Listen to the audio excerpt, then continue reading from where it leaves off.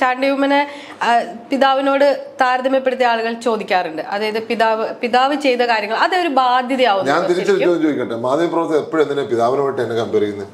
ഞാൻ എപ്പോഴും ഇപ്പൊ എന്റെ പിതാവിന്റെ കാര്യം ചോദിച്ചോ ഞാൻ തിരിച്ചു ചോദിക്കുക, എന്തിനാ കമ്പയർ ചെയ്യുന്നത്? ആ ചോദ്യമേ ഒഴിവാക്കിയാരെ.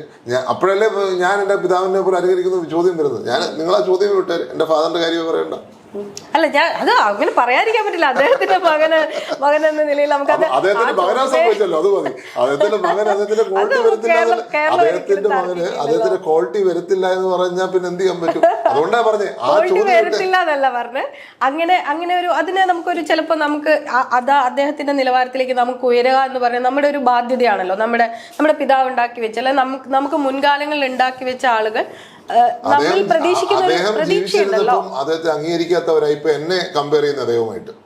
അദ്ദേഹം ജീവിച്ചിരുന്നപ്പോ അദ്ദേഹത്തെ കല്ലെറിയുകയും അദ്ദേഹത്തെ ആക്ഷേപിക്കുകയും അദ്ദേഹത്തെ ഏറ്റവും മോശമായ രീതിയിൽ ആക്ഷേപം ഉന്നയിക്കുകയും ചെയ്യുന്ന ഇന്ന് പറയുന്നു ഞാൻ അദ്ദേഹത്തിനോടൊപ്പം എത്തുന്നില്ല.